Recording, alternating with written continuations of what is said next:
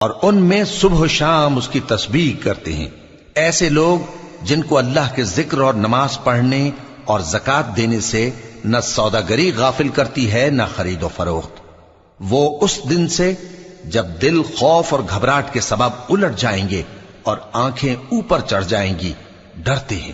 تاکہ اللہ ان کو ان کے اعمال کا بہت اچھا بدلہ دے اور اپنے فضل سے زیادہ بھی عطا فرمائے۔ اور اللہ جس کو چاہتا ہے بے حساب رزق دیتا ہے۔ اور جن لوگوں نے کفر کیا ان کے اعمال کی مثال ایسی ہے جیسے میدان میں ریت کہ پیاسا اسے پانی سمجھے، یہاں تک کہ جب اس کے پاس آئے تو اسے کچھ بھی نہ پائے اور اللہ ہی کو اپنے پاس دیکھے تو وہ اسے اس کا حساب پورا پورا چکا دے،